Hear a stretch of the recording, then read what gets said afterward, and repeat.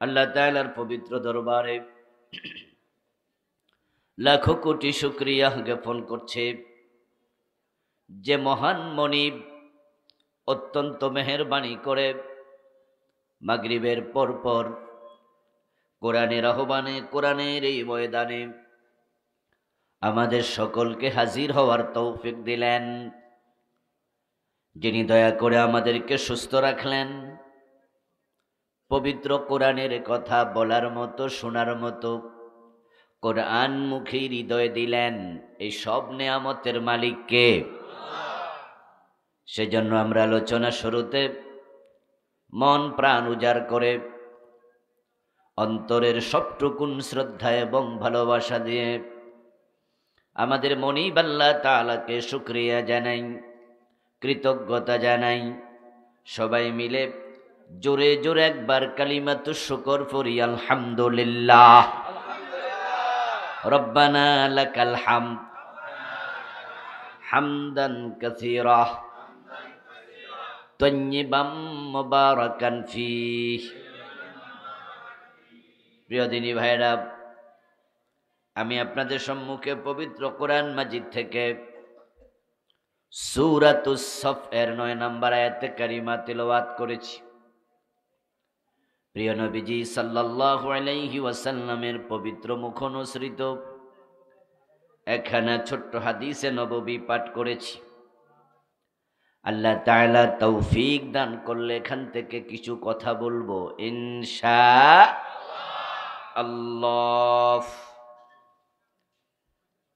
আমার প্রিয় ভাইয়েরা, আমরা সবাই জানি ইসলাম হলো একটি পরিপূর্ণ জীবন বিধানের নাম। ইসলাম মানুষের জীবনের আংশিক নয়, বরং জীবনের পুরাটা জুড়ে থাকবে। এটাই হলো ইসলামের দাবি, ঠিক না? ইসলাম হলো কমপ্লিট কোড অফ লাইফ। আমরা থাকবো যেখানে, ইসলাম থাকবে। ইসলাম যেহেতু পরিপূর্ণ জীবন ব্যবস্থার নাম, তাই জীবনের এমন কোনো দিক, এমন কোনো বিভাগ নাই যেখানে ইসলামের বিধান নাই। মুসলমান টয়লেটে যখন যাবে, সেখানেও ইসলামের নিয়ম আছে কিনা? ঘুমানোর সময় ইসলামের বিধান আছে কিনা? ঘুম থেকে উঠে আবার ঘুমাতে যাওয়া পর্যন্ত যত কাজ আমরা করব, সব কাজ ইসলাম দিয়েই হওয়া লাগবে। তাই ব্যক্তি জীবন থেকে আন্তর্জাতিক বলয় পর্যন্ত, পাকঘর থেকে সংসদ ভবন পর্যন্ত, জীবনের বটম থেকে টপ লেভেল পর্যন্ত আমরা থাকব যেখানে, ইসলাম থাকবে সেখানে। এই যে কথাটুকু আমি বললাম, এটা আমার কথা নয়। আমি হয়তো একটু ব্যাখ্যা করে লম্বা করে বলেছি, এটা আল্লাহরই কথা। আল্লাহ তাআলা সংক্ষেপে বলেছেন, উদখুলু ফিস-সিলমি কাফা। ও মুমিনেরা, ইসলামে তোমরা পরিপূর্ণ প্রবেশ করো। আপনি আমি চাইলে ইসলাম সবটা মানতে পারবো না ততক্ষণ পর্যন্ত, যতক্ষণ পর্যন্ত না সব জায়গায় ইসলাম মানার পরিবেশ তৈরি হয়। সব জায়গায় ইসলাম মানতে আমরা বাধ্য, কিন্তু আমরা চাইলেও সব জায়গায় মানতে পারবো না। এজন্য মানার জন্য ইসলামী পরিবেশ দরকার আছে কিনা? আপনার বাড়িতে চোর ঢুকলো, চোর চুরি করার পরে ধরা পড়ল। আপনার ঘর থেকে হালের বলদ চুরি করে নিয়ে গেল, 5 লাখ টাকা নিয়ে গেল। পরের দিন ধরা পড়ল, অথবা নিয়ে রওনা দিছে, আপনি ধরে ফেলেছেন।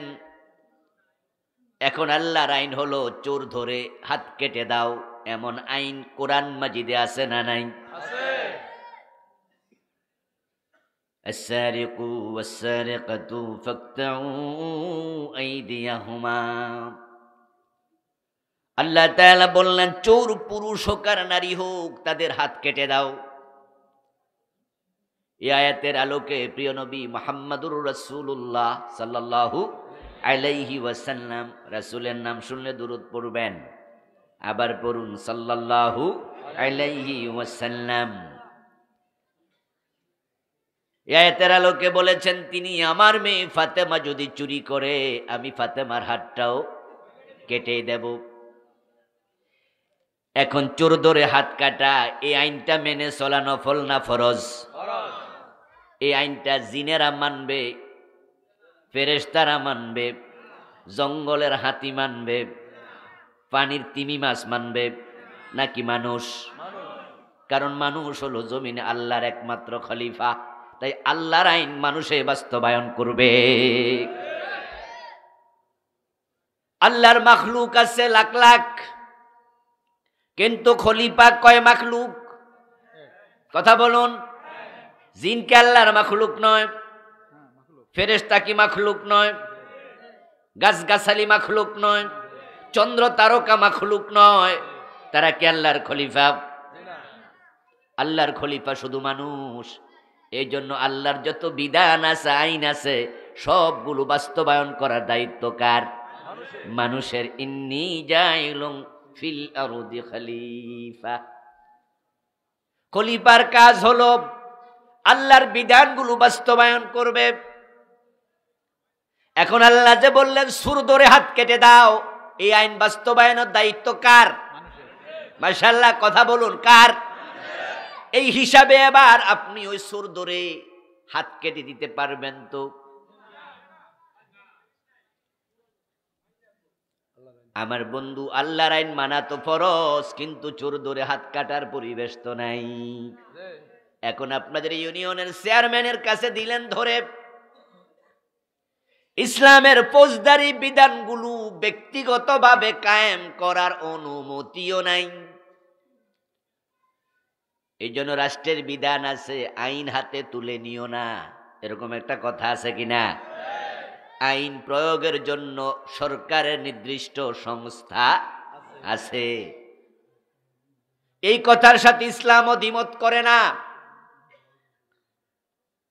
তাই ব্যক্তিগতভাবে চোরের হাত মানুষ কাটবে না, এটা আদালতের ব্যাপার।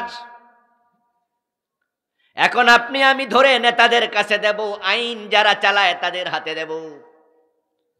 এখন ম্যাজিস্ট্রেট সাহেবের কাছে চেয়ারম্যান সাহেব চোর পাঠিয়ে দিল, আমরা ধরে চেয়ারম্যানের কাছে দিলাম, অথবা থানার পুলিশের কাছে দিলাম।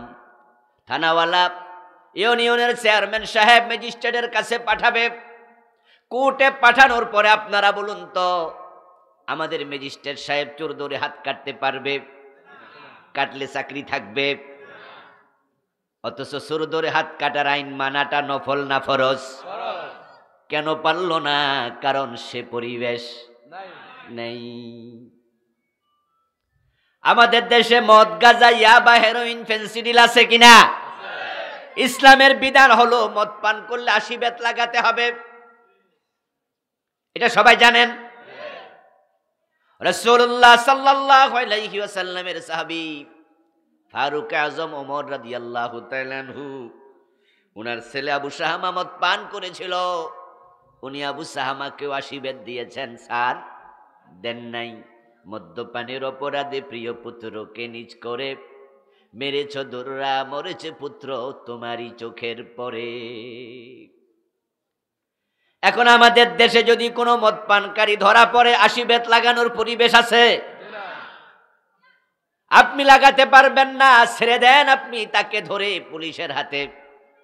পুলিশ তাকে কোর্টে চালান করলো, ম্যাজিস্ট্রেট 80 বেত লাগাইতে পারবে? অথচ রাসূলের সুন্নাহ বিধান মানা উম্মতের জন্য নফল না ফরজ? তো আল্লাহর আইন এখানেও তো মানা গেল না। জেনা করলে পরে অবিবাহিত হলে 100 বেত লাগাতে হবে, এমন আইন আল্লাহর কোরআনে আছে কিনা? সূরাতুন নূরে আল্লাহ বলেছেন, আয-যানিয়াতু ওয়াজ-যানি ফাজলিদু কুল্লা ওয়াহিদিম মিনহুমা মিআতা জালদা। জেনাকারী অথবা জেনাকারী তাদের প্রত্যেককে 100 করে বেত লাগাও। কে বলেছেন?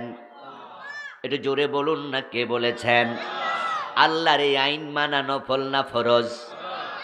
এখন বাংলাদেশে পরিবেশ আছে, তো জেনা করলো, ধরলেন, পুলিশের কাছেও দিলেন, থানায়ও গেল, কোর্টেও গেল, কিন্তু আশীর্বাদ লাগানো হলো না। এতে বোঝা যায় আল্লাহর অসংখ্য আইন মানার পরিবেশ আমরা তৈরি করতে পারি নাই। না করার কারণে এই আইনগুলো মানা হয় না। অথচ ইসলাম তো পরিপূর্ণ জীবন বিধান, আমরা থাকবো যেখানে, ইসলাম থাকবে সেখানে। তাই শুধু মসজিদে মাদ্রাসায় না, ইসলামকে আদালত নেওয়া লাগবে। ওই পরিবেশ আপনাকে আদালতে তৈরি করতে হবে। উদখুলু ফিস সিলমি কাফা, ইসলামে পুরা ঢোকো। এখন ইসলামে বাংলাদেশের মানুষ অর্ধেক ঢুকলো না, পুরা ঢুকছে। অর্ধেকও নাই, এটাই সঠিক। বরং আমরা সামান্য সামান্য মসজিদ মাদ্রাসায় নামাজ রোজা হজ যাকাত ইসলাম শেষ। অথচ কথা তো তা ছিল না, ইসলাম তো পুরা জীবন ব্যাপী থাকার কথা।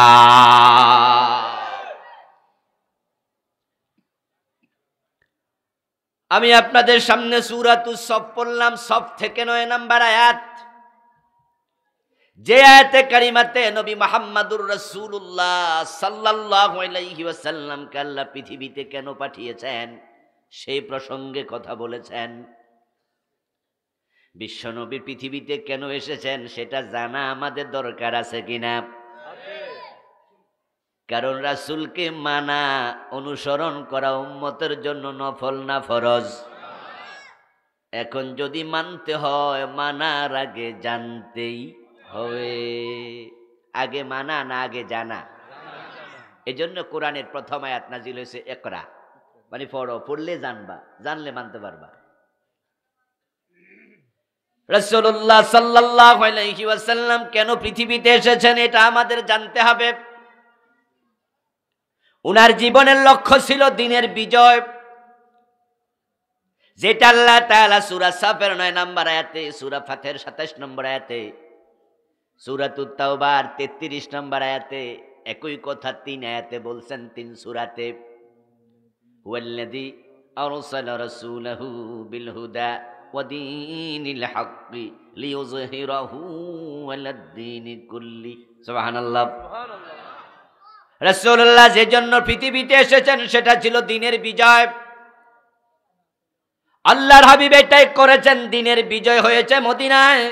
তাই মদিনা রাষ্ট্র ইসলাম দিয়ে চলেছে, ব্যক্তি চলেছে ইসলাম দিয়ে, পরিবার চলেছে ইসলাম দিয়ে, সমাজ চলেছে ইসলাম দিয়ে, রাষ্ট্রটা চলেছে ইসলাম দিয়ে।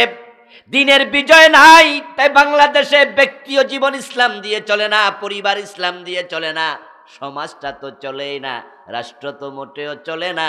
তাই ইসলাম দিয়ে যদি পুরা জীবন চালাতে চাই, বাংলাদেশও দিনের বিজয় দরকার আছে না নাই? এটা নবীর জীবনের লক্ষ্য। নবীর জীবনের লক্ষ্য যাহা, উম্মতের জীবনের লক্ষ্য হবে হুবহু তাহা।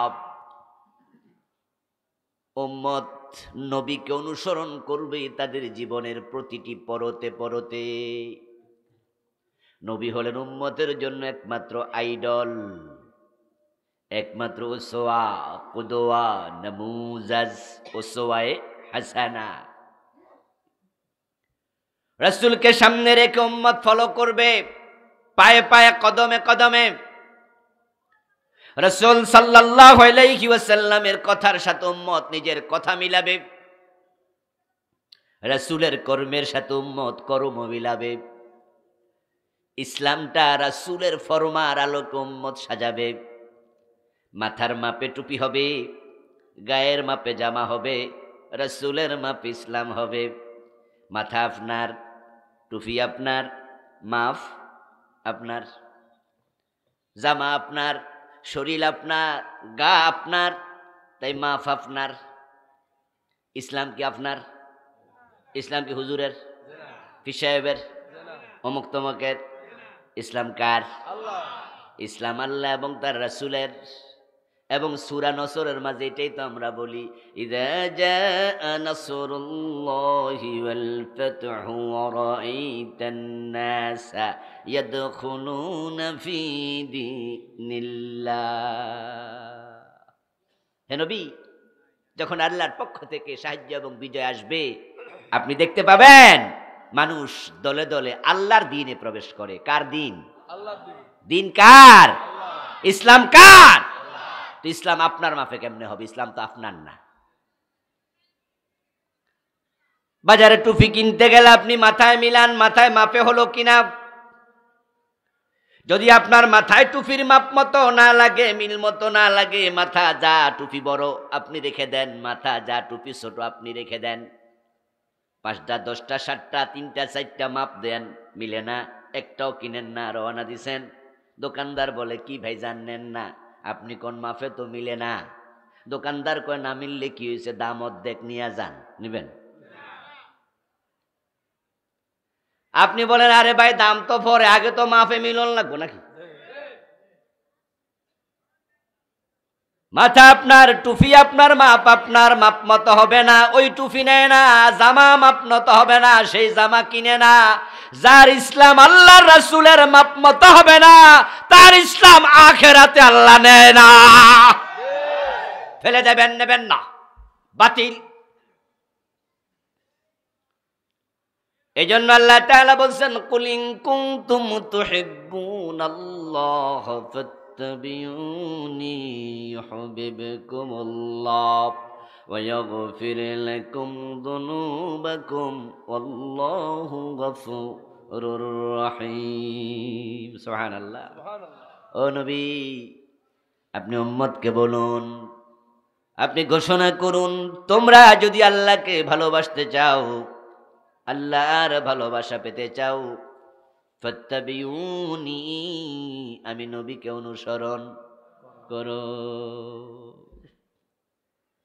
ইয়াগফির লাকুম যুনুবাকুম, যদি আমি নবীকে তোমরা অনুসরণ করো, আল্লাহ নিজে ঘোষণা করছেন, তিনি আল্লাহ তোমাদের গুনাহগুলো ক্ষমা করে দেবেন।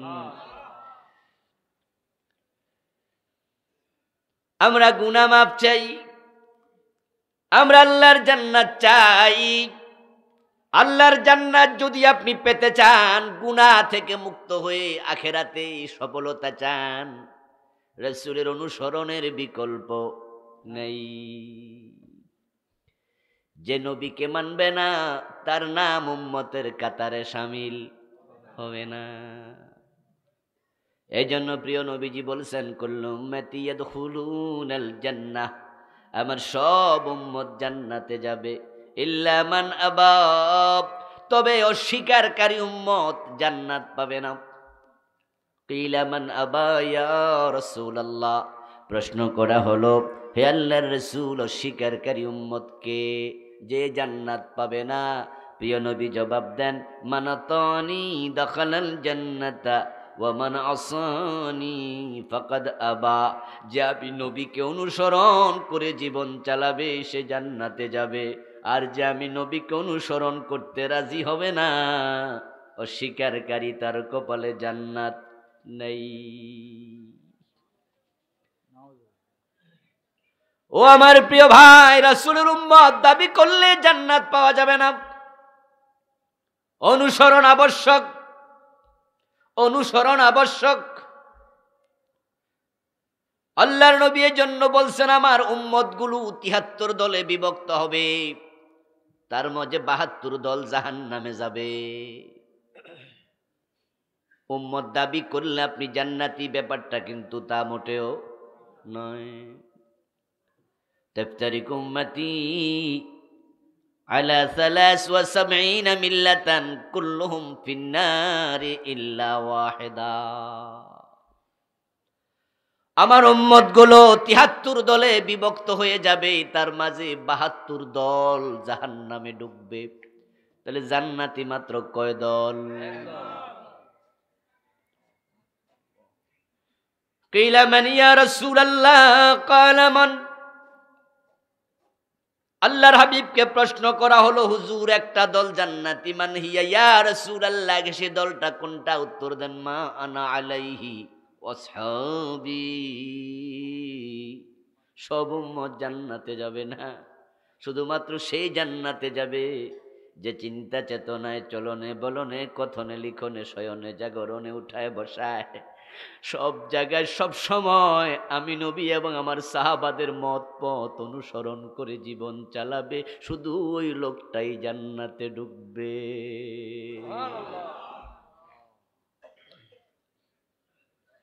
রাসূলের উম্মত দাবি করো, ফজরের নামাজ না পড়া ঘুমায়া থাকো, এমন উম্মত আছে না নাই?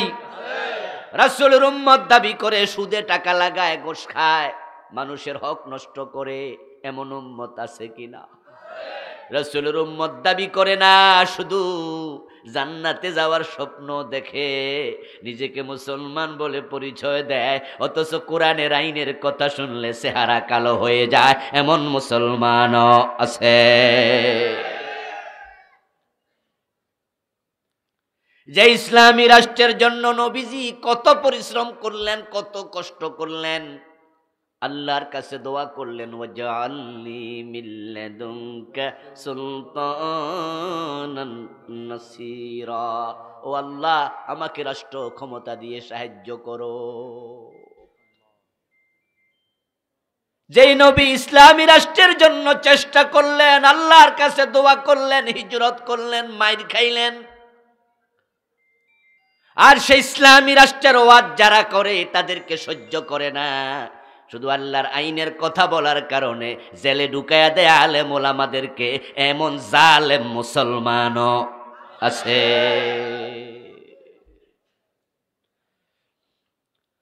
এই জন্য তো প্রিয় নবী বলেছেন, আমার উম্মত ৭৩ দল, জান্নাতি হবে মাত্র এক দল।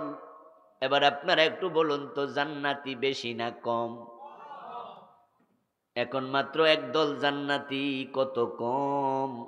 ওই কমের মাঝে আপনাকে আমাকে নিজের নামটা ঢুকাতেই হবে। আর যোগে যোগে সব সময় ভালো মানুষের সংখ্যা সমাজে কমই ছিল। কোরআনে আল্লাহ এর জন্য বলছেন, কালিলাম মিন ইবাদিয়াশ শাকুর, আমার কৃতজ্ঞ বান্দা বড়ই স্বল্প।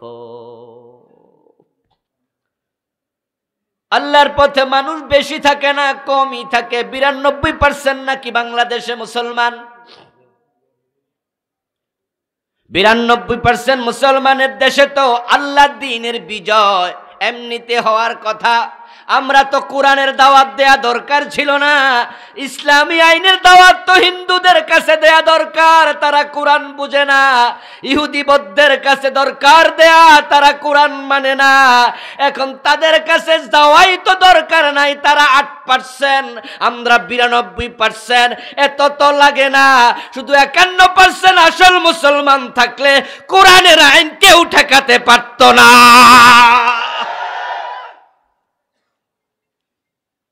আসলে ব্যাপার হলো, কাজীর গরুর মতো কিতাবে আছে, গোয়ালে নাই। এখন যারা নিজেদেরকে মুসলমান দাবি করে, তাদের অধিকাংশ নিজেরাই আল্লাহর আইন চায় না। রাসূলুল্লাহ সাল্লাল্লাহু আলাইহি ওয়াসাল্লামকে অনুসরণ করা ফরজ। তিনি বলেছেন, মান আহাব্বা সুন্নতি ফাকাদ আহাব্বানি ওয়া মান আহাব্বানি কানা মাই ফিল জান্নাহ। জান্নাতে যেতে চাও বুঝি মুসলমান, শোনো, জান্নাতে কে না যেতে চায়? জান্নাতে সবাই যেতে চায়। ২ হাত তুলে খাড়াই থাকবো, কে কে জান্নাতে যেতে চান? প্রশ্ন করলে হাত দুইটাই তার করাই দিব। হুজুর বলেন কি? জান্নাতে যাওয়ার জন্য মোছে তেল দেয়, জান্নাতের কাঁঠাল খাবে কষ যেন। অথচ বেডা আচার খাইয়া পড়লো পশ্চিম দিকে পড়ে না, দক্ষিণ দিকে পড়ে। ওয়াক্তিয়া দূরের কথা, জুমার নামাজটাও পড়ে না, এমন মুসলমানও ও বেডাও কি দুজকে যাইতে চায় নাকি? জান্নাতে যাওয়ার জন্য দেখা যায় ভণ্ড ফিরের কাছে মুরিদ হইয়া কোনাকুনি রাস্তায় জান্নাত খোঁজে। হুজুরদের কাছে গেলে ঝামেলা, হুজুররা কয় 5 ওয়াক্ত নামাজ পড়ো, ফজরের টাইমে শীতের মাঝে উঠটা নামাজ পড়ন কি এত সোজা? এত কষ্ট করে তারপরে নামাজ পড়ে বেহেশতে যাইমু। চৈত্র মাসে রোজা রাখা কত কষ্ট। তারপরে সুদ খাইও না, ঘুষ খাইও না, হারাম খাইও না। কত সুন্দরী সুন্দরী মেয়ে টাকা দিলে কাছে পাওয়া যায়। হুজুররা কয় জেনা ব্যভিচার করা যাবে না, সিনেমা হলের মালিক হইলে দুজকে যাওয়া লাগবে, অথচ ব্যবসা কত রমরমা। এসব সাইরা তারপরে নাকি জান্নাতে যাওয়া লাগবো। তাও হুজুরে যাইয়া কইলাম, হুজুর বিগত 5 বছর সুদ খাই না, ঘুষ খাই না, সিনেমা দেখি না, সিনেমা হল ছিল চালাইছি, সুদী ব্যাংকের ডিরেক্টর ছিলাম, বাদ দিছি, সব কিছু ইসলাম দিয়ে চালাচ্ছি। হুজুর আমার জান্নাত কনফার্ম হইছিনি? হুজুর কয় আল্লাহ জানে। কিটারে কয় বেহেশত এত কঠিন। আর অমুকের পীর বাবা কইছে আমার সাথে চললে নামাজও লাগে না। এবং হেরে কয়া দিছে টেনশন করিস না, তোরে ছাড়া আমি জান্নাতে যাবো না। ও বেটা নামাজ ছাড়া জান্নাত পাইবো, রোজা ছাড়া পাইবো, সুদ খাইয়াও বেটা জান্নাত পাইবো, ঘুষ খাইয়াও পাইবো। তার পীর বাবা অলরেডি কইয়া দিছে তার জান্নাত কনফার্ম। আর এই হুজুর কয় এত কিছু করার পর আল্লাহ জানে, উনি নাকি জানেই না। এই জন্য জান্নাত খুঁজতেছে কোনাকুনি রাস্তায়। পীর সাহেবের কাছে মাথাটা ঠেকাইয়া দেয়, উনার পায়ে সেজদা মাইরা দেয়, নামাজ কালাম বাদ দিয়া দোতরা কান্দে নিয়া গান গায়, আছেন আমার মুক্তার, আছেন আমার ব্যারিস্টার, শেষ বিচারের হাইকোর্টেতে তিনি আমায় করবেন পার, আমি পাপী তিনি জামিনদার। টুনটুনা টুনটুন। এই জাতীয় গান এ দেশে আছে? এই গানের গায়ক আছে, লেখক আছে, এ গানে বিশ্বাস করে বসে আছে এমন লোক কি আছে?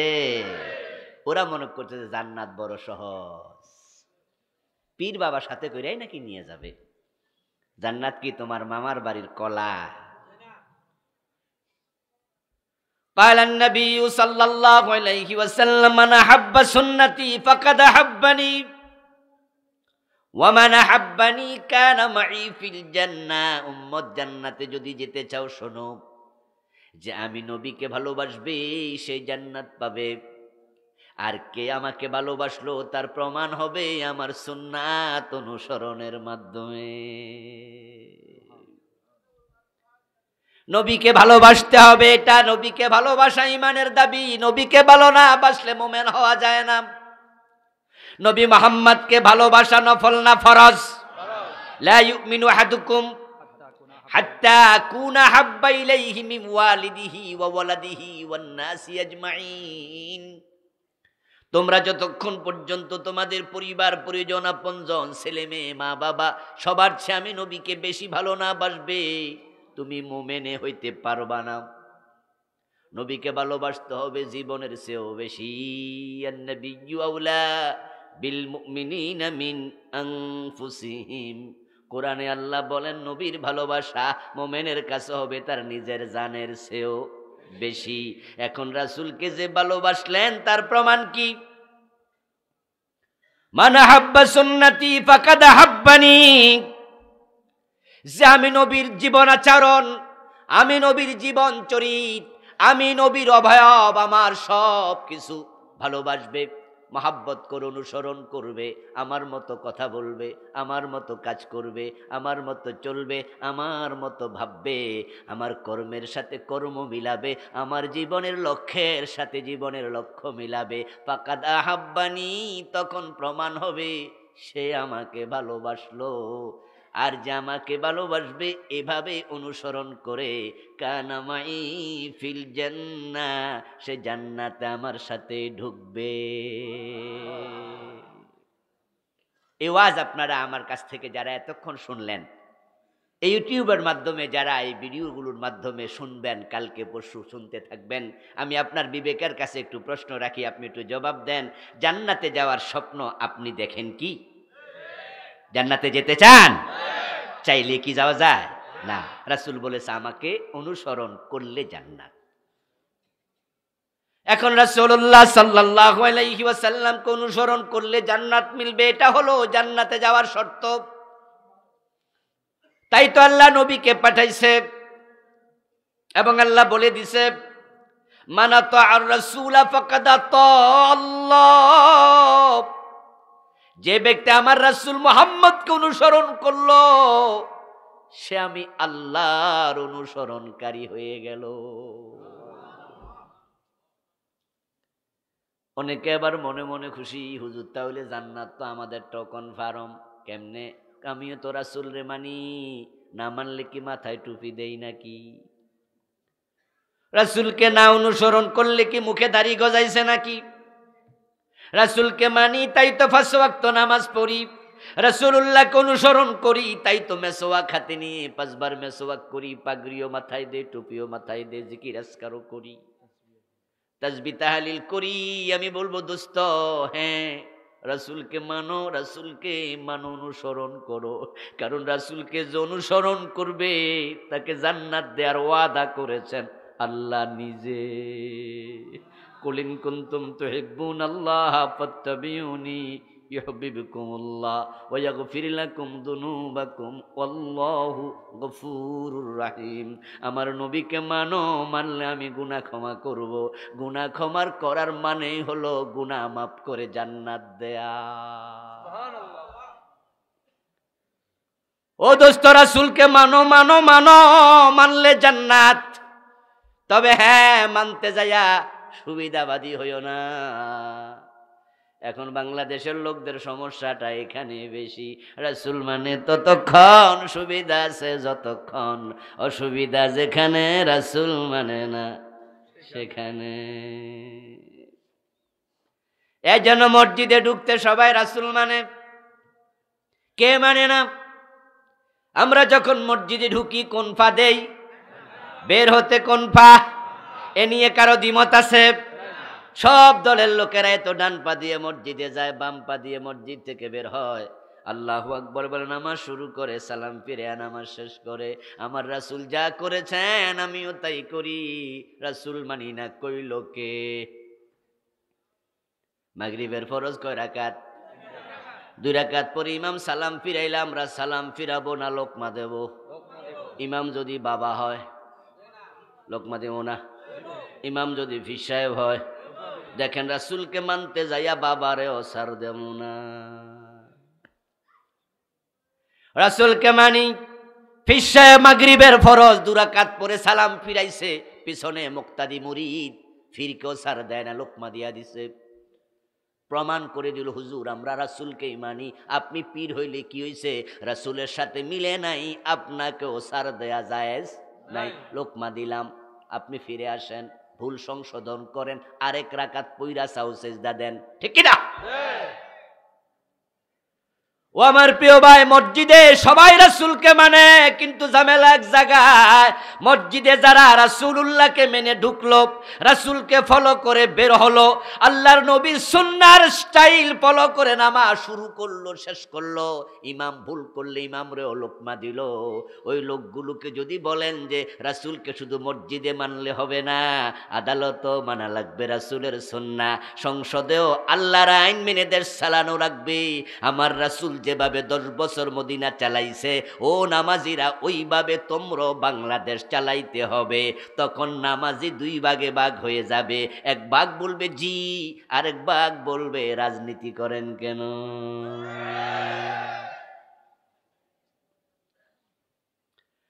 তারা আল্লাহ রাসূলের সুন্নাহ, রাসূলের বিধান মসজিদে মানবে, আদালতে মানবে না।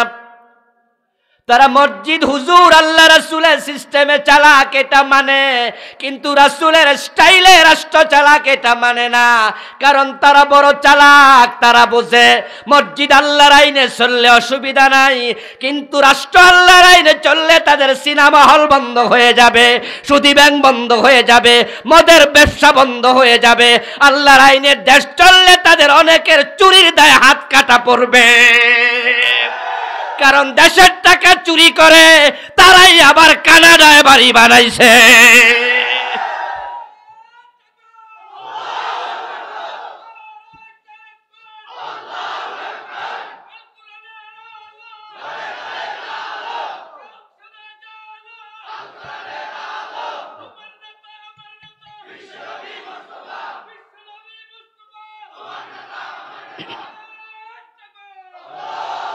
আমার প্রিয় ভাই, মসজিদে রাসূলের সুন্নাহ মানলে কারো হাত কাটা যাবে?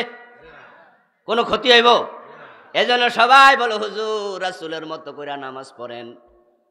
তাই দেখবেন রমজান কয়দিন পরে আসতেছে, 8 রাকাত আর 20 রাকাত তারাবি লইয়া অনেক জায়গায় ঝগড়াও শুরু হবে। আমাদের ভাইয়েরা আমিন জোরে বলবে না আমিন আস্তে বলবে, তা নিয়ে ঝগড়া কইরা মসজিদ পর্যন্ত আলাদা বানাইছে, ঠিক কিনা?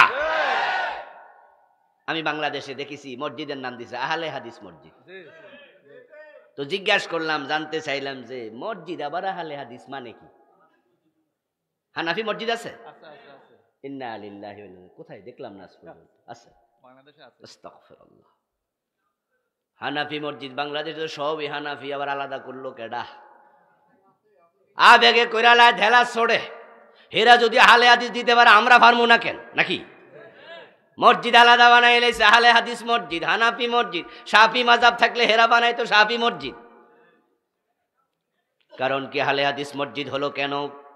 উত্তর দেয় আমাদেরকে জোরে আমিন কইতে দেয় না। হুজুর ঘোষণা দিয়ে দিছে এখানে জোরে আমিন বলা যাবে। ঢাকার তেজগাঁওতে ফার্ম গেটে একটা মসজিদ আছে বিশাল,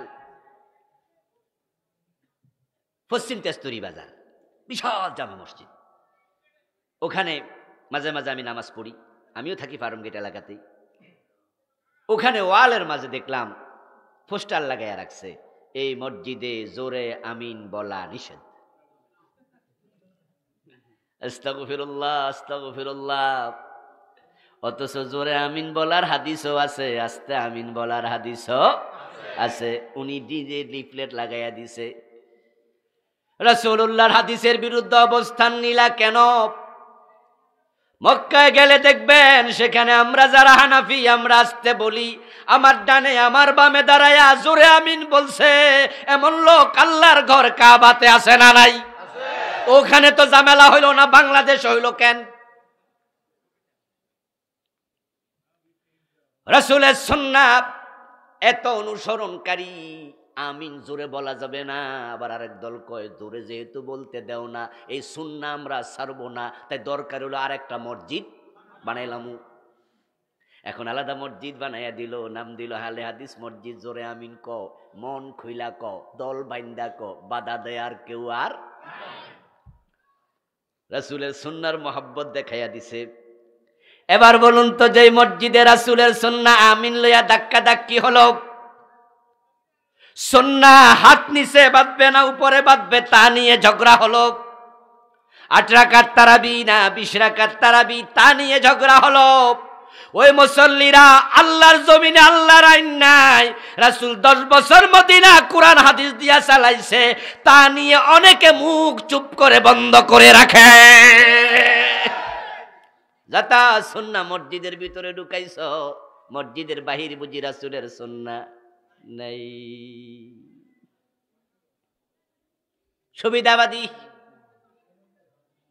ও প্রিয় ভাই, জোহরের নামাজ পড়ার জন্য ম্যাজিস্ট্রেট কোর্ট, জজ কোর্টের ম্যাজিস্ট্রেট সাহেব, জজ সাহেব নামাজে যায়, 5 ওয়াক্ত নামাজ পড়ে এমন বিচারক বাংলাদেশে আছে কিনা? এমন অনেক বিচারক আছে, ম্যাজিস্ট্রেট আছে, জজ আছে, বিচারপতি আছে, 5 ওয়াক্ত নামাজি। এখন জোহরের নামাজ পড়ার জন্য মসজিদে গেল, ইমাম সাহেব জোহরের নামাজের ফরজ 2 রাকাত পড়ে ভুলে সালাম ফিরাইয়া দিল। এখন সবাই সালাম ফিরাবে না লোকমা দেবে?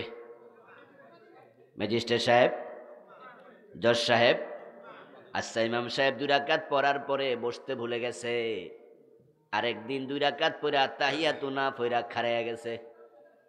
ইমাম সাহেব যখন আত্তাহিয়াতু না পড়ে দাঁড়ালো, পিছনে যারা মুসল্লি তারা কি দাঁড়ায় গেল না লোকমা দিল?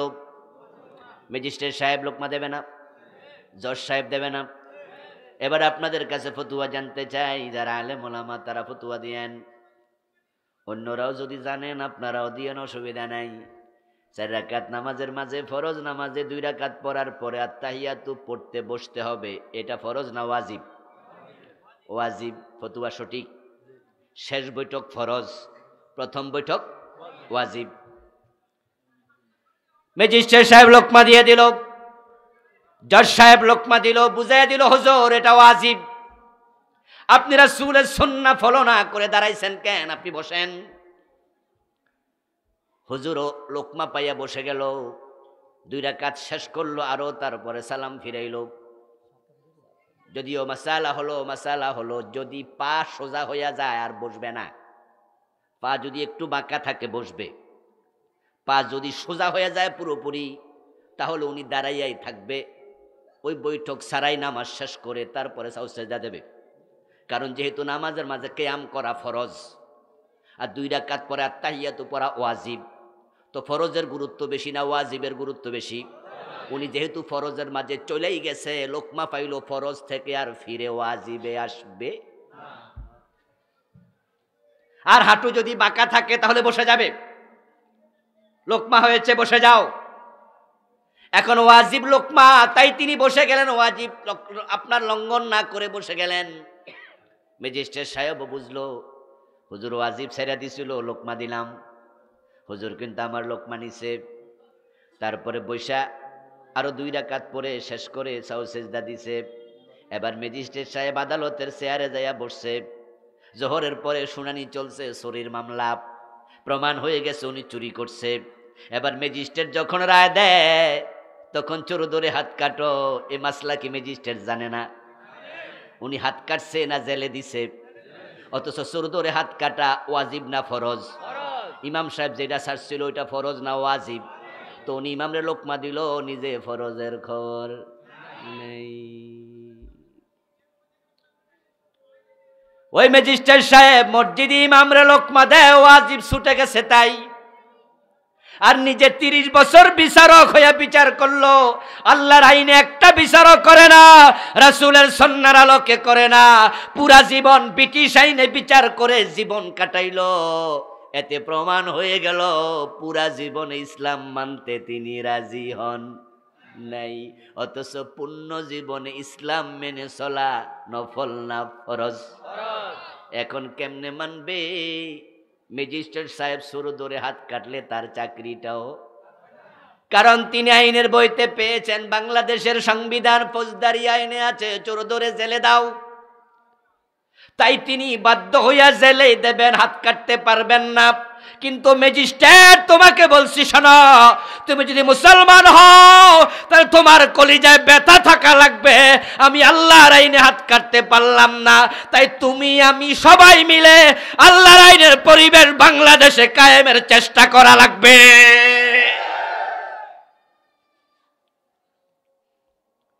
এখন আমরা আংশিক ইসলাম মেনে জান্নাতে পৌঁছার স্বপ্ন দেখি। আপনি সুন্নাহ মানবেন ততক্ষণ সুবিধা আছে, যতক্ষণ কান খুলে শুনুন, সুবিধাবাদ জিন্দাবাদে মুমিন হওয়া যায় না। আল্লাহ ডজন ডজন আইন আপনি বাদ দিয়া নিজকে আপনি মুমিন দাবি করেন কেমনে? আপনি কি ভাবছেন কাফের হওয়ার জন্য আল্লাহর কোরআন পুরাটা স্বীকার করা লাগে নাকি? আপনি মনে মনে ভাবছেন না আমি তো নামাজ রোজা মানি, আমি কাফের হমু কেমনে? অথচ শুনুন, ঈমান হলো বিসমিল্লাহর বা থেকে মিনাল জিন্নাতি ওয়ান নাসের সিন পর্যন্ত কোরআনে যা আছে সবটা একসাথে মেনে নেয়ার নাম হলো ঈমান। এখান থেকে একটা বিধান অস্বীকার করলে ঈমান আর থাকবে না। যদি কেউ মরতে চায় বিষ খায়ে মরতে হলে আধা মণ বিষ খাওয়া লাগে, 2 কেজি তো খাওয়া লাগবেই, লাগবে হাফ কেজি, 100 টাকা। কেউ যদি বলে 30 পারা কোরআন মানি না, লোকটা কাফের। যদি কেউ বলে 15 পারা মানি, 15 পারা মানি না, সে কি? কেউ যদি 29 পারা মানি, 1 পারা মানি না, 113 সূরা মানি, 1 সূরা মানি না, কথা বলেন, সব মানি, 1 আয়াত মানি না, 1 অক্ষর মানি না, তাহলে বোঝা গেল কাফের হওয়ার জন্য একটা অস্বীকার করাই এনাফ, যথেষ্ট। কাদিয়ানি নামে একদল লোক বাংলাদেশে আছে কিনা? কাদিয়ানি কি নামাজ পড়ে না? মসজিদ নাই, দাড়ি টুপি, পায়জামা পাঞ্জাবি, আজান একামত, তো আজানের মাঝে না আছে আশহাদু আল্লা ইলাহা ইল্লাল্লাহ আশহাদু আন্না মুহাম্মাদুর রাসূলুল্লাহ। কাদিয়ানীর মুয়াজ্জিন কানে আঙ্গুল দিয়া 5 বার আজানের মাঝে তাওহীদের কালেমা পড়ে রিসালাতের ঘোষণা দেয়। এরপরও কাদিয়ানী মুয়াজ্জিন মোমেন না কাফের? কারণ তারা কোরআনের একটা বিধান মানে না। কোরআনের মাঝে আছে মা কানা মুহাম্মাদুন আবা আহাদিম মির রিজালিকুম ওয়ালাকিন রাসূলুল্লাহি ওয়া খাতামান নাবিয়্যিন। আমার নবী মুহাম্মদ আমার রাসূল এবং শেষ নবী। নবী মুহাম্মদকে রাসূল মানা যেমন ফরজ, শেষ নবী মানাও ফরজ। আচ্ছা, এখন ফজরের নামাজ পড়লে নামাজ হবনি? আগামীকাল সকালে আমি খুব ব্যস্ত থাকবো, তাই ফজরের নামাজটা এখন পড়ালাই হইব? কারণ ফজরের নামাজ 2 রাকাত ফরজ, যেমন ফরা ফরজ ওয়াক্ত মতো ফরাও ফরজ। নবী মুহাম্মদকে রাসূল মানা যেমন ফরজ, উনাকে শেষ নবী মানাও ফরজ। এখন কাদিয়ানীরা তাদের আজানে বলে আশহাদু আন্না মুহাম্মাদার রাসূলুল্লাহ, আমি সাক্ষ্য দিচ্ছি নিশ্চয়ই মুহাম্মদ আল্লাহর রাসূল। এবার মুয়াজ্জিনরা আপনি আজানের পরে জিগান মুহাম্মদ কি শেষ নবী? কয় না, গোলাম মাহমুদ কাদিয়ানো নবী। তাহলে তারা রাসূলকে রাসূল মানলো কিন্তু শেষ নবী। কাদিয়ানী 5 ওয়াক্ত নামাজ মানো? কয় জি। রোজা মানো? জি। হজ মানো? জি। চোর ধরে হাত কাটতে হবে মানো? কয় মানি। ইসলামী রাষ্ট্র মানো? মানি। নবী মুহাম্মদ শেষ নবী মানো? কয় না। একটা গুনাহ করেছে, একটা জায়গায় পেঁচ লাগাইছে, ঈমান শেষ। ইবলিস শয়তান আল্লাহর সাথে কথা বলেছে কোরআন মাজিদে কত আয়াতে ইবলিসের কথোপকথন আছে। ইবলিসকে আল্লাহ যখন বললেন আদমরে সিজদা করো, সে করলো না। তারপর আল্লাহ তার সাথে কথা বললেন, জিজ্ঞাসা করলেন মা মানাআকা আল্লা তাসজুদা ইয আমারতুক।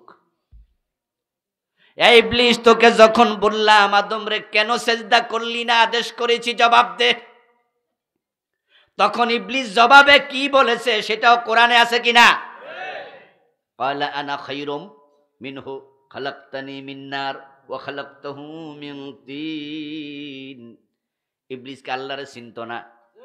আমরা এখানে যারা আছি আল্লাহর লগে কথা কইছেন কে কে? একটু হাত তোলা দেন দেখি। কথা হইছেনি? কিন্তু ইবলিসের হইছে কিনা? তো ইবলিসকে আপনার চেয়ে আল্লাহকে কম চিনতো না বেশি চিনতো? ইবলিসকে আল্লাহ বললেন কেন আমার আইন মানলি না, সিজদা করলি না? ইবলিস যদি বলতো সরি, ভুল হয়ে গেছে, আদম যেমন রাব্বানা যালামনা বলাতে আদমরে আল্লাহ মাফ করে দিছে, ইবলিসকে মাফ করার ক্ষমতাও আল্লাহর ছিল কিনা? কিন্তু সে কি মাফ চাইছে? উল্টা অহংকার করছে। তারপরে আল্লাহ তাআলা বললেন আবা ওয়াস্তাকবারা ওয়া কানা মিনাল কাফিরিন। ইবলিস অহংকার করলো, আমার আইন মানত স্বীকার করলো, সে কি মুমিন থাকলো না কাফের হলো? আল্লাহর কয়টা আইন মানে নাই? মাশাআল্লাহ, আবার বলেন কয়টা? কাদিয়ানী মানে না কয়টা? এখন বাংলাদেশে চোর ধরে 52 বছর হাত কাটার আইন মানছেন কয়দিন? অথচ আল্লাহর আইনে এটা আছে না নাই? ডাকাত ধরে শুলে দাও মানলেন কয়দিন? জেনা করলে পাথর মারো মানলেন কয়দিন? মদ পান করলে 80 বেত লাগাও মানলেন কয়দিন? আল্লাহ তো বলে সালাহুল খালকু ওয়াল আমর, সাবধান, সৃষ্টি যার, আইন চলবে শুধুই তার। কথাটা কি আমার না আল্লাহর? তাহলে আপনাদের মুখ থেকে একটু জবাব চাই, কলিজা থেকে জবাব দেন, আল্লাহকে শুনাইয়া দেন। আপনার ইমানের দৃঢ়তা দৃপ্তি ঘোষণা করুন তো, আওয়াজ করে বলুন তো, সৃষ্টিকার আল্লাহ। আরো জোরে বলুন কার? তাহলে আইন চলবে কার? 52 বছরে আল্লাহর আইন চলে না, ব্রিটিশ আইন চলে। তো ব্রিটিশ আইন চললে তোমরা আল্লাহর গোলাম হইলা কেমনে? এই জন্যই তো আমরা ঘোষণা করি দৃঢ়তার সাথে, জোরে আওয়াজে বলি, আল্লাহ ছাড়া কারো আইন মানা যাবে না। আইন মানব কার? ও ভাই আমার, কাদিয়ানী কোরআন মাজিদের 4 অক্ষরকে ভুল ব্যাখ্যা করে অস্বীকার করে। খা আলিফ তা মিম, খাতামান নবিয়্যিন। কয়টা অক্ষর? 4টা। খা, আলিফ, তা, মিম, খাতাম। খাতাম মানে শেষ নবী। কাদিয়ানি 4 অক্ষর মানল না, তারা কাফের। বাংলাদেশের তাবলীগ জামাতের ভাইদেরকে প্রশ্ন করুন, কাদিয়ানি মোমেন না কাফের? তারাও বলবে কাফের। সরমনাই পীর সাহেবের মুরিদদেরকে প্রশ্ন করুন, কাদিয়ানি মোমেন না কাফের? তারাও বলবে কাফের। জামাত ইসলামের ভাই, নেজামে ইসলামের ভাইকে প্রশ্ন করুন, কাদিয়ানি মোমেন না কাফের? বলবে কাফের। সসিনার পীর সাহেবের মুরিদদের প্রশ্ন করুন, কাদিয়ানি মোমেন না কাফের? বলবে কাফের। আমরা যারা কোনো দলে পড়লাম না, আমাদেরকে যদি জিজ্ঞাসা করে কাদিয়ানি মোমেন না কাফের, আমরাও বলবো কাফের। সবাই মিলে কাফের ফতুয়া দিলেন। অপরাধ তারা 4 অক্ষর মানে না। আলা লাহুল খালকু ওয়াল আমরু, সাবধান, সৃষ্টি যার, আইন চলবে শুধুই তার। এখানে অক্ষর আছে 15টা। 52 বছরে এটা কেউ মানল না। 4 অক্ষর না মানলে যদি কাফের হয়, তোমরা 15 অক্ষর বাদ দিয়া মোমেন থাকলা কেমনে?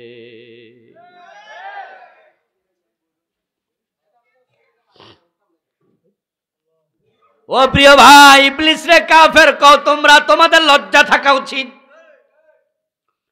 ইবলিস শয়তান আল্লাহর কয়টা আইন মানে নাই? আর আমরা মানি না কয় ডজন?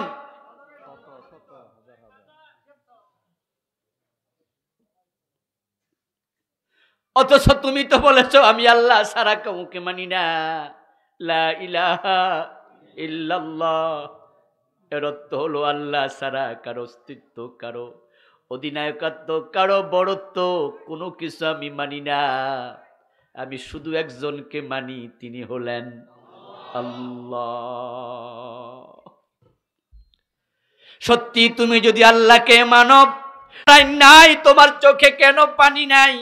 তোমার কলিজায় কেন টেনশন নাই? তুমি কেন নবী মুহাম্মদের চিন্তা লালন করো না? আমার রাসূল তো আল্লাহর আইনের জন্য কত চেষ্টা করলেন, হিজরত করলেন, মদিনায় গেলেন, দোয়া করলেন, ওয়াজআললি বিল্লাদুনকা সুলতানান নাসিরা। আল্লাহ, তোমার আইন বাস্তবায়নের জন্য রাষ্ট্রশক্তি লাগে। রাষ্ট্রশক্তি না হলে চোর ধরে হাত কাটার আইন বানানো যায় না। ও আল্লাহ, রাষ্ট্র শক্তি না হলে জেনা করলে পাথর মারার আইন বানানো যায় না। রাষ্ট্রে যদি ইসলাম না থাকে, মদ পান করলে 80 বেতের আইন বানানো যাবে না। এই সত্য কথাগুলো কি আপনি বোঝেন না? তো আপনি আল্লাহর আইনের জন্য কয়দিন দোয়া করছেন? এই আল্লাহর আইন বাংলাদেশে কায়েমের জন্য কয়দিন চেষ্টা করছেন? পকেট থেকে কয় টাকা খরচ করছেন? আল্লাহর আইন কায়েমের জন্য বন্ধু বান্ধব, বউ, ছেলে মেয়ের সাথে কয়দিন পরামর্শ করছেন? আল্লাহর আইন কায়েমের জন্য হুজুরের কাছে যাইয়া মসজিদের ইমামরে কয়দিন ধরছেন? হুজুর, এই দেশে আল্লাহর আইন নাই, আমার তো ঘুম হয় না, আমার তো ঘুম হয় না। এই দেশে আল্লাহর ডজন ডজন আইন মানুষ মানে না, আমার তো ভালো লাগে না। এত মুসলমান, আমরা না মানলে কে মানবে? এই কোরআন তো হিন্দুর কিতাব না, তাদের কিতাব বেদ, উপনিষদ, রামায়ণ, মহাভারত, গীতা। তারা কোরআন কেন মানবে? এটা তাদের কিতাব না। খ্রিস্টান বলবে তাদের কিতাব ইনজিল, এটা তাদের কিতাব না। ইহুদি বলবে তাদের কিতাব তাওরাত, এটা তাদের কিতাব না। বৌদ্ধ বলবে তাদের কিতাব ত্রিপিটক, এটা তাদের কিতাব না। আমরা তো 92%, আমরা তো বলি আমাদের কিতাব কোরআন। আমরা না মানলে কে মানবে? ও হুজুর, দিন কায়েমের জন্য কি করা যায় বলো, আমাদেরকে সাথে নিয়ে আগাও। এরকম চিন্তা তুমি কয়দিন রাতে ঘুম নষ্ট করেছ? যদি না করো, প্রমাণ হলো রাসূলের জীবনের লক্ষ্যের সাথে তোমার জীবনের লক্ষ্য মিলে নাই।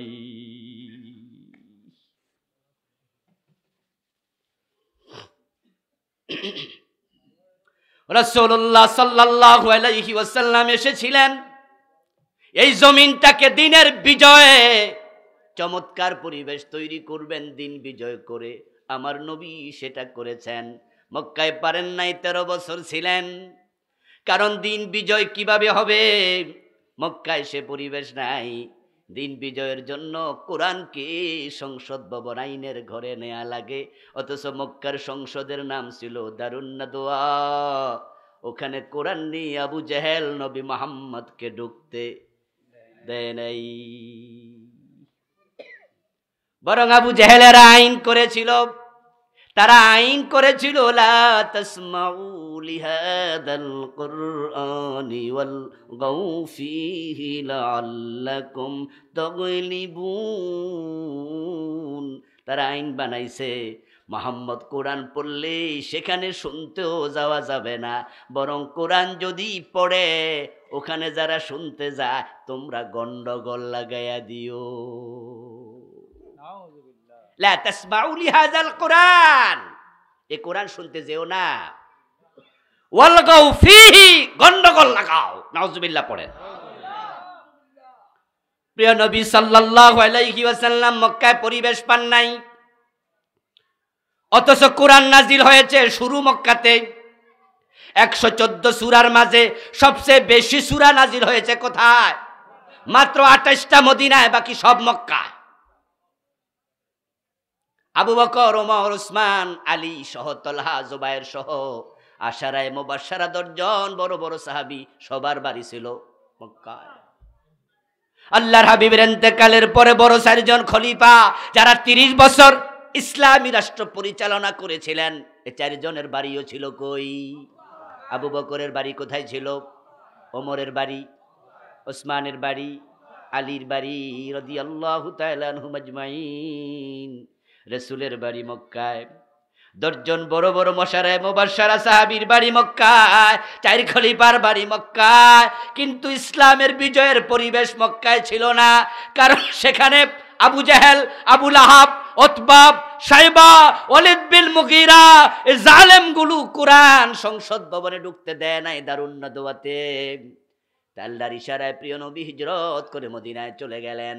তিনি মনে মনে ভাবছেন, মদিনায় যাওয়ার পরে যদি দেখি ওখানের সংসদ ভবনে আরেক আবু জেহেল বসে আছে, আমাকে ঢুকতে দেয় না কোরআন নিয়া, তাহলে হিজরত করে লাভটা কি? তাই তো প্রিয় নবীকে আল্লাহ দোয়া শিখাই দিছে, আমার কাছে দোয়া করুন, ওয়াজআললি মিল্লাদুনকা সুলতানান নাসিরা। ও আমার রব, তুমি আমাকে রাষ্ট্র শক্তি দিয়ে সাহায্য করো। নবীর দোয়া আল্লাহ সাথে সাথে কবুল করে নিলেন।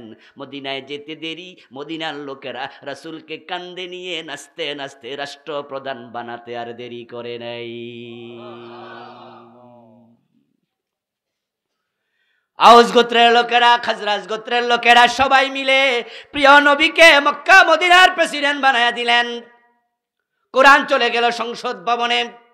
আস্তে আস্তে দিনের বিধান চালু হয়ে গেল। পুরা মদিনা ইসলামী রাষ্ট্র, ইসলামী স্টেট কায়েম হলো। আমার প্রিয় ভাই, এখন বাংলাদেশে ইসলামী রাষ্ট্র নাই, কারণ বাংলাদেশের সংসদে আল্লাহর কোরআন ঢুকতে দেয়া হয় না। সেখানে কোরআন তেলাওয়াত শুরু হয় অধিবেশন শুরু হওয়ার আগে, কিন্তু কোরআনের একটা আইনও সংসদে পাস হয় না।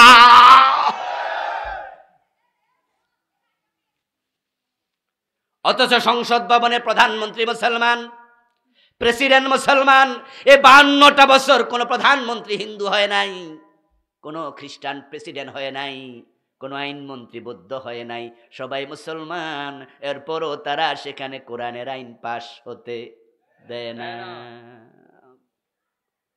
তারা মনে করে ইসলাম তো আমরাও মানি। যেমন আমার সামনে আপনারা যারা আছেন, আপনারা মনে মনে ভাবতেছেন, হুজুর তাহলে আমাদের দোষ কি? আমরা তো আর প্রেসিডেন্ট, প্রধানমন্ত্রী, এমপি, মন্ত্রী না, আল্লাহ আমাদের ছাইরা দেবে। আমি বলি, দোস্ত, হ্যাঁ, সারা যদি পেতে চাও তাহলে যারা আল্লাহর আইনের পক্ষে না তাদেরকে সাপোর্ট করা বন্ধ করে দাও, যারা কোরআনওয়ালা তাদেরকে সাপোর্ট করো, কোরআন কায়েমের জন্য চেষ্টা করো, তাহলে আশা করা যায় আপনার মুক্তিও মিলবে।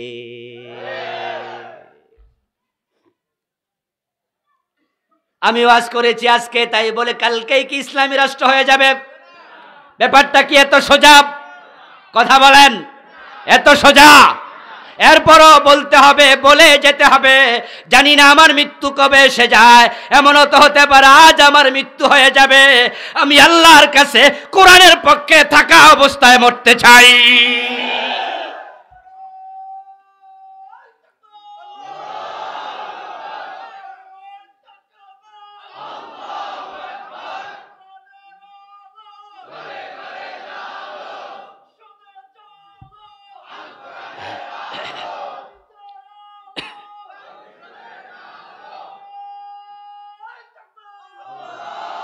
আমার প্রিয় ভাই, রাসূলুল্লাহ সাল্লাল্লাহু আলাইহি ওয়াসাল্লামের সুন্নাহ মানলে জান্নাত। এখন সুন্নাহ মানতে গিয়ে দেখেন আমরা কতটা সুবিধাবাদী হলাম। এক বিগত লম্বা একটা মেসওয়াক হাতে নেন। এই মেসওয়াক নিয়ে আপনাদের এই থানায় যতগুলো মসজিদ আছে সবগুলো মসজিদের ইমাম সাহেবের কাছে যান। সাথে একটি সাদা কাগজ, একটা কলম হাতে নিন। প্রশ্ন করুন, হুজুর মেসওয়াকের হুকুম কি আপনি বলুন। যদি 200 মসজিদ, 300 মসজিদ, 500 মসজিদ থাকে, সবগুলা মসজিদের ইমাম খতিব একই ফতুয়া দেবে, মেসওয়াক করা সুন্নাহ। মেসওয়াক করা সুন্নাহ নয় এমন ফতুয়া একজনেও, যেই হুজুরের পকেটে মেসওয়াক নাই, যিনি আজকে ফজরও মেসওয়াক করে নাই, জোহরেও করে নাই, উনিও বলবে আমি না করলে কি হয়েছে, মাসালা হলো এটা সুন্নত। প্রশ্ন করবেন, হুজুর কেন? উত্তরে তিনি বলবেন, আমার রাসূল সাল্লাল্লাহু আলাইহি ওয়াসাল্লাম নিজে মেসওয়াক করেছেন, এমন অসংখ্য হাদিস আছে। রাসূল যেহেতু করেছেন নিশ্চয় এটা সুন্নাহই তো হবে।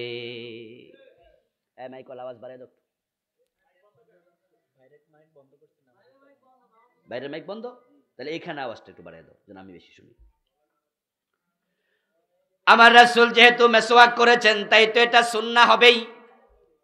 সব হুজুর একমত, আমি এ কথার সাথে একমত। মেসওয়াক করা সুন্নাহ। আপনাদের কারো দ্বিমত আছে?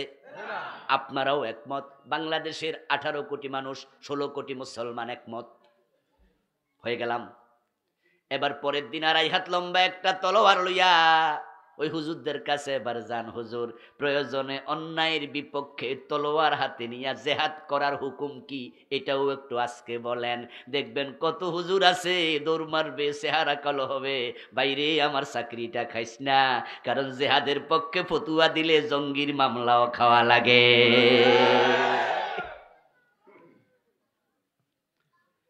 আর যারা নতুন, বাংলাদেশে যে 500 কয়টা নতুন মসজিদ হয়েছে, এটার কি নাম জানি? মডেল মসজিদ। যারা মডেল মসজিদের ইমাম, হেরা তো আপনারা রাইকা দৌড় বাইরা দরজা বন্ধ করে রুমে ঢুকা চাকরিটা খাইস না, নতুন চাকরি। কারণ এই দেশে জিহাদের পক্ষে কথা বলে জেলে গেছে, মামলা খাইছে, এমন আলেমও আছে না নাই? অথচ ইসলামে জিহাদ আছে না নাই? আমার রাসূল যদি মেসওয়াক হাতে নিয়ে মেসওয়াক করলে মেসওয়াক সুন্নাহ হয়।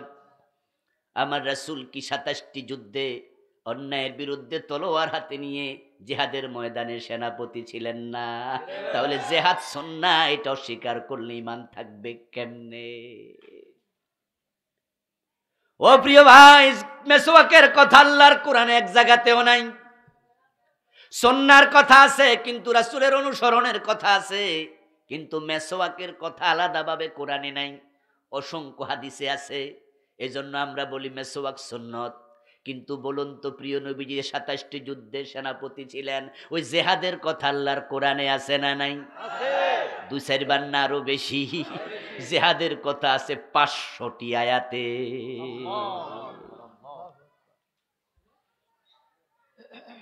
নামাজের কথা আছে 80 বারের বেশি, যাকাতের কথা আছে 80 বারের কাছাকাছি, হজের কথা আছে 2-3 বার, সাওমের কথা আছে 2-3 বার, আর জিহাদ প্রসঙ্গে আয়াতের সংখ্যা ডাইরেক্ট ইনডাইরেক্ট 500। আমার রাসূল জীবনে হজ করেছেন একবার, আর সেনাপতি ছিলেন 27 যুদ্ধে 27 বার। মুসলমানের কপাল তো তখনই পুড়েছে যখন থেকে মুসলমান জিহাদ ছেড়েছে। যখনই জিহাদ ছেড়ে দিয়েছে বিশ্বব্যাপী মুসলমান মার খাওয়া শুরু হয়েছে।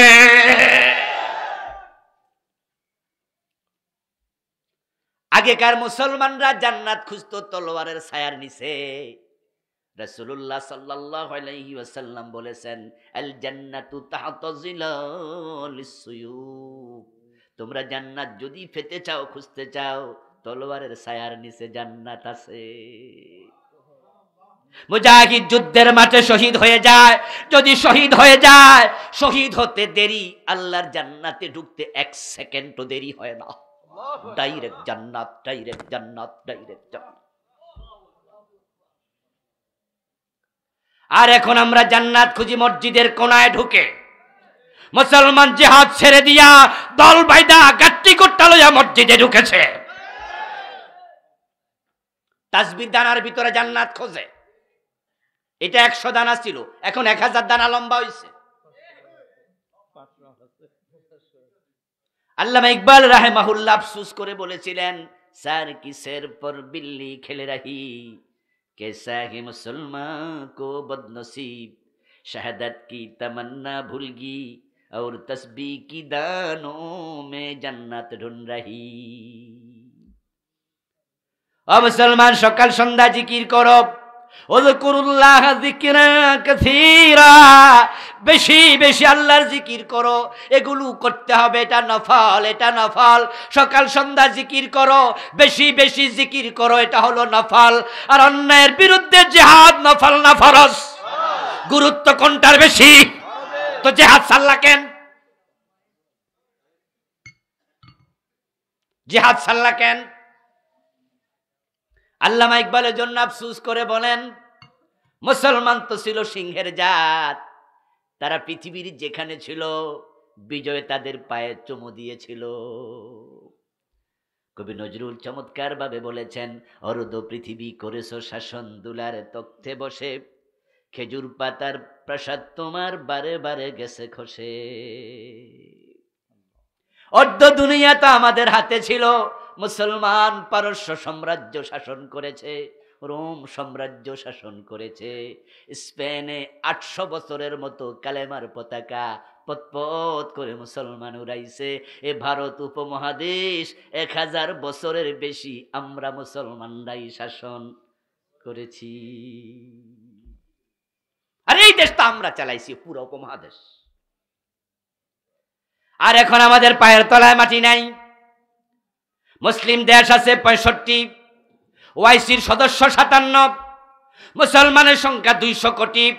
এরপর ফিলিস্তিনে কেন মার খায়, কাশ্মীরে কেন মার খায়, মিয়ানমারে কেন মার খায়? একটাই কারণ, তারা জিহাদের তলোয়ার ছেড়ে দিয়েছে। ফিলিস্তিন নামক রাষ্ট্র, চারপাশে তাকায় দেখেন, গ্লোবের মাঝে, মানচিত্রের মাঝে ইসরায়েলের চারপাশে কি মুসলিম। এই পাশে মিশর, ওই পাশে সৌদি আরব, এই পাশে দুবাই, ওই পাশে ইয়ামান, ওই পাশে সিরিয়া, এই পাশে একটা, ওই পাশে আরেকটা, চারদিকে মুসলমান রাষ্ট্র, মাঝখানে ইসরায়েল। ফিলিস্তিনের মুসলমানের গায়ে হাত দেওয়ার সাহসটা কোথায় পায়? কোথায় পায়? কোথায় পায়? একটা মাত্র সাহস, তারা জানে মুসলমান জিহাদ ভুলে গেছে। বাংলায় প্রবাদ আছে, শক্তের ভক্ত শক্তের ভক্ত নরমের জম। এখন আমরা নরম হয়ে গেছি, ওরা জম হয়ে ধরা দিয়েছে। আল্লামা ইকবালের জন্য বলেন, তোমরা তো সিংহের জাত, সার কি স্যার পর বিল্লি খেলে রাহি। তোমরা যেখানে ছিলে সেখানে তোমাদের গর্জনের কারণে কাফেরদের কলিজায় প্রকম্পন তৈরি হতো। আর এখন তোমরা জিহাদ ভুলে গেছো, শাহাদাতের তামান্না ভুলে গেছো, তাসবির দানা লইয়া মসজিদের কোনায় ঢুকেছো। যখন থেকে তোমরা জিহাদ ভুলে গেছো, তখন থেকে বিড়ালের বাচ্চাগুলো সিংহের মাথায় উঠে লাফালাফি শুরু করে দিয়েছে। নাজমুদ্দিন আরবাকান রাহিমাহুল্লাহ, উনি তুরস্কের সাবেক প্রধানমন্ত্রী ছিলেন। একটি আলোচনায় তিনি বলেছিলেন একবার, আজ থেকে অনেক বছর আগে, ও পৃথিবীর 200 কোটি মুসলমান, তোমরা আসমানের দিকে তাকিয়ে আসো। ফিলিস্তিনে মাইর খাচ্ছে, ইসরায়েলের কাফের গুলো প্রতিদিন মারতেছে আমাদের ভাইদেরকে, বোনদেরকে, দর্শন করছে, হত্যা করছে, জুলুম করছে। তোমরা আসমানের দিকে তাকাই আছো কেন? তোমরা 200 কোটি মুসলমান, এক খাবলা করে মাটি যদি ইসরায়েল থেকে তোমরা নিয়ে যেতা, পৃথিবীর মানচিত্রে ইসরায়েল নামক রাষ্ট্রের অস্তিত্ব থাকার কথা ছিল না। তোমরা আসমানের দিকে তাকাচ্ছ, আবাবিল আসবে মুখে এবং হাতে করে পাথর নিয়ে, এসে তারা ইসরায়েলের ইহুদিদের মাথায় মারবে। আমি আরবাকান মনে করি, যদি আজকের এই দিনে আবাবিল পাখি আবার নেমে আসে পাথর নিয়ে, ওই পাথর ইহুদির মাথায় মারবে না, তোমাদের মতো মুসলমানের মাথায় মারবে। আমার ভাইয়েরা, জিহাদ রাসূলের সুন্নাহর ভিতরে আছে না নাই? কথা বলতে হবে। রাসূলের সুন্নাহর ভিতরে অন্যায়ের প্রতিবাদ আছে না নাই? জিহাদ মানে, ভুল ব্যাখ্যা দিয়ে কিছু লোক আবার ঝামেলা করছে। শেখ আব্দুর রহমান 500 জায়গায় একসাথে বোম ফুটে কয় জেহাদ করছি। বাংলা ভাই মানুষ মেরে গাছে ঝুলাইয়া রাখছে কয় জেহাদ করছি। এটা জেহাদ নয়। শেখ আব্দুর রহমানের মতো 500 জায়গায় একসাথে বম্বিং করে নিরীহ মানুষ হত্যার নাম জেহাদ না। বাংলা ভাইয়ের মতো মানুষ মেরে গাছে ঝুলানোর নাম জেহাদ না। সিনেমা হলে বোমা মেরে দর্শক হত্যার নাম জেহাদ না। আদালতে বোমা মেরে নিরীহ বিচারক হত্যা করার নাম জেহাদ না। এটা জঙ্গিবাদ, এটা সন্ত্রাসবাদ, এর সাথে ইসলামের সম্পর্ক নেই। জেহাদ বলতে আমরা যেটা বুঝি, ইসলাম যেটা বুঝিয়েছে সেটা হলো অন্যায় করব না, অন্যায় সহ্য করা হবে না, অন্যায় যেখানে প্রতিবাদ হবে সেখানে মুখ দিয়ে শুরু হবে, কলম দিয়ে লেখা হবে, প্রয়োজনে তলোয়ার হাতে নেওয়া লাগবে।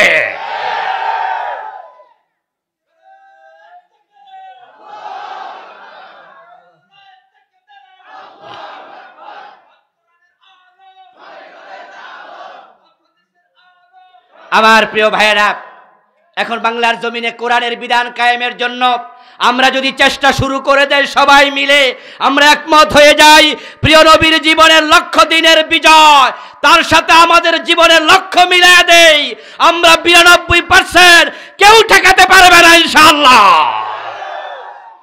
আসুন সে লক্ষ্যে আমরা এগিয়ে যাই। রাজি আছেন? রাজি আছেন? জমিনটা কার? জোরে বলুন, জমিনটা কার? আইন চলবে শুধু কার? ইসলাম কোন দলের না, কোন ব্যক্তির না, সব মুসলমান মিলে কাজ করা লাগবে। আল্লাহ তৌফিক দান করুক, বলেন আমিন। প্রিয় ভাইরা, মাহফিল ইনশাআল্লাহ এখন আজান হবে, তারপরে এশারের নামাজ হবে। এশারের নামাজের পরে বিখ্যাত মুফাসসির কোরআন মুহাদ্দিস আবু নসর আশরাফি হাফেজাহুল্লাহ